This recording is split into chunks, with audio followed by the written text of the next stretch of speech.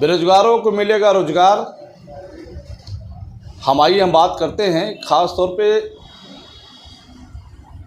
केंद्र और राज्य की सरकारों ने ख़ास तौर पे बेरोजगारों के लिए क्या योजना चला रखी है और कैसे लाभ मिल रहा है उन्हें।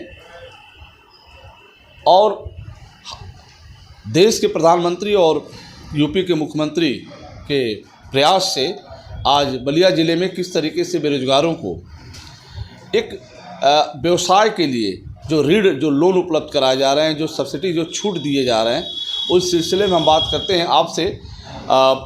जो हमारे बीच में हैं आर.एस. प्रजापति, आइए हम बात करते हैं कि क्या योजना है सरकार की और कैसे उनको लाभ आप द्वारा मिल रहा है। जी सर, पहले तो हम आपका परिचय चाहेंगे कि पद नाम पूरा। सर, मैं राम साहेब प्रजापति, जिला ग्रामोद्योग अधिकारी बलिया। सर, मेरा जो सवाल ये था कि जब से आप हैं इस कुर्सी पे, तो कितने लोगों ने लाभ लिया है इस जो अब जो योजना है, ख़ास तौर पे देश की, प्रदेश की जो योजना है, उस पर क्या लाभ मिला है लोगों को? इसमें देखिए, ग्रामीण क्षेत्रों में स्वरोजगार स्थापना के लिए भारत सरकार और राज्य सरकार की योजनाएं हैं, जिनके माध्यम से हम बेरोजगार लोगों को अपने ही गांव में उद्योग लगाने के लिए बैंकों के माध्यम से उनके इच्छा अनुसार वित्तीय सहायता उपलब्ध कराते हुए स्वरोजगार से जोड़ते हैं। इसमें भारत सरकार की योजना है प्रधानमंत्री रोजगार सृजन कार्यक्रम। ये योजना भारत सरकार की बहुत ही लाभकारी योजना है। इसके अंतर्गत ग्रामीण क्षेत्रों में निवास करने वाले महिला पुरुष जिनकी उम्र 18 वर्ष से ज़्यादा होती है, उन्हें बैंकों के माध्यम से अधिकतम 25 लाख रुपए की वित्तीय सहायता उनके प्रोजेक्ट कास्ट के अनुसार बैंकों से स्वीकृत कराते हुए वित्तीय सहायता उपलब्ध कराते हैं और इस पर अधिकतम 35% एक मुश्त अनुदान दिए जाने का प्राविधान है।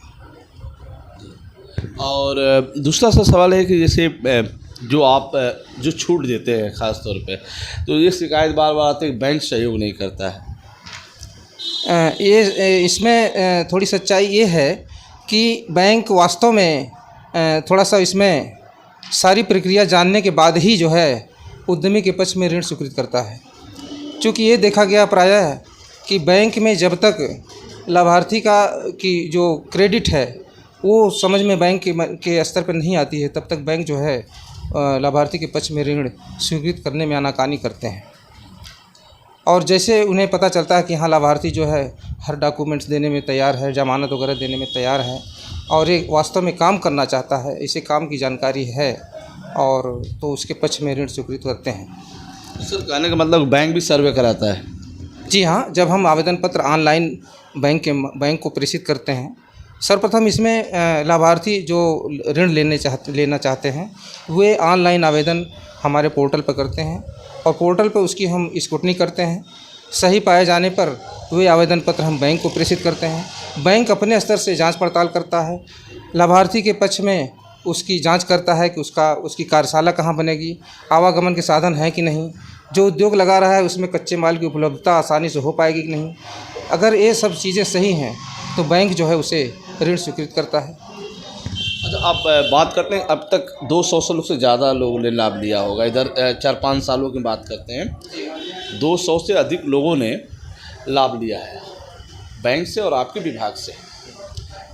कोई पत्तल फैक्ट्री लगाया है, कोई कागज़ का लगाया है, कोई मिट्टी का बर्तन का लगाया है, तमाम चीज़ों पे है क्या फिर वैसे? इसमें आप जैसा आपने पूछा है कि इसमें विगत वर्षों में 2-3 सालों में लगभग 200 इकाइयाँ इसमें फाइनेंस हुई हैं बैंकों के माध्यम से।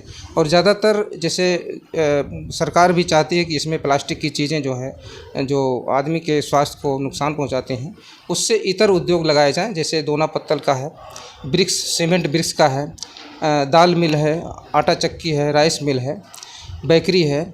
इस प्रकार की विविध प्रकार की सेवा से संबंधित जो उद्योग हैं जिसमें अधिकतम 10 लाख रुपए तक मिलता है इसमें। तो इस प्रकार की इकाइयाँ लगी हुई हैं और इसका सर्वे होता है, हम लोग भी करते हैं। और इस योजना के अंतर्गत जो है 35% जो अनुदान दिया जाता है, उसके अतिरिक्त भी लाभार्थी का ओन कंट्रीब्यूशन और 35% अनुदान पूरे ऋण में से घटाते हुए राज्य सरकार की एक स्कीम है पंडित दीनदयाल योजना, जिसके अंतर्गत हम लाभार्थी के पक्ष में 3 साल तक अधिकतम 13% अधिकतम ब्याज भी देते हैं। शर्त ये होनी चाहिए कि लाभार्थी की इकाई जो है स्थापित हो और कार्यरत हो। अच्छा, ऐसा भी है क्या सर, जैसे कहीं कोई उद्योग लगा हो छोटे मोटे, उसमें कुछ परिवार भी उसका लाभ ले रहे हैं क्या? ऐसा है, आप लोग चूँकि जाते हैं देखते होंगे मौके पे। इसको ज़रा रिपीट करिए आप। मतलब कहने का मतलब, कोई उद्योग लगा आपसे 25 लाख रुपए का, कोई आपने ऋण सैंक्शन किया, बैंक ने पैसा दिया, आपने छूट दिया, और किसी गांव में या कहीं गांव से बाहर कोई धंधा स्थापित किया, कोई फैक्ट्री छोटी मोटी डाला उसने, तो ऐसा भी होता होगा ना कि उस फैक्ट्री में 10-12 परिवार भी रोजगार स्वरूप चलते होंगे, तो ऐसा कुछ आपने देखा है? जी। सरकार की मंशा के अनुरूप जैसा कि ये रोज़गार सृजन की बात कही गई है, तो हमारी जो भी योजनाएं बैंकेबल हैं इसमें रोज़गार सृजन ही होता है। जैसे अगर किसी कृष्ण मोहन ने बैंक से पैसा लेकर के या ऋण लेकर वित्तीय सहायता लेकर के इस योजना में अगर उसने कोई उद्योग लगाया है, तो उसमें उसके साथ साथ उसमें और कारीगर जुटेंगे उस उद्योग में उसके मतलब सहयोगी के रूप में, या वहाँ पे आवश्यकता के अनुसार उसमें जुड़ेंगे। और जिसने उद्योग लगाया है, भारत सरकार की मंशा के अनुसार इसमें रोज़गार सृजन की बात कही गई है। यदि एक आदमी उद्योग लगाता है तो उसके साथ साथ जो उस उद्योग में और भी लोग उनकी क्षमता के अनुसार उसमें रोज़गार पाते हैं, और ये चीज़ जो है सत्य है। अब तो नया सत्र शुरू हो गया है, अब अप्रैल का माह, तो इसमें आवेदन हुए कि नहीं कुछ? इस योजना के अंतर्गत अभी विभाग से लक्ष्य प्राप्त नहीं है, लेकिन हमारे अपर मुख्य सचिव महोदय का ये निर्देश है कि गत वित्तीय वर्ष में जो टारगेट रहा है उसी को टारगेट मानते हुए आप जो है ऑनलाइन आवेदन करिए। इसके लिए हमने पेपर में गजट भी कराया है। हमारे यहाँ अभी लगभग 15 से 20 आवेदन पत्र प्राप्त हुए हैं, और हमने 5 आवेदन पत्र जो है बैंकों को भेजा हुआ है इस योजना के अंतर्गत। अच्छा, सबसे अच्छा बैंक कौन सहयोग करता है आपको? इसमें देखिए, यहाँ पे आपका अग्रणी बैंक जो है सेंट्रल बैंक ऑफ इंडिया है, और प्रधान बैंकों में स्टेट बैंक ऑफ इंडिया है, लेकिन ज़्यादातर कॉपरेशन इस पे अग्रणी बैंक के रूप में सेंट्रल बैंक के देख रेख में ज़्यादातर इसमें मदद जो है बड़ौदा यूपी बैंक, जो कि पूर्व में ग्रामीण बैंक के नाम से जाना जाता है, उसी का सहयोग इसमें ज़्यादा है। और विशेषकर अन्य बैंक भी इस योजना में सहयोग प्रदान करते हैं।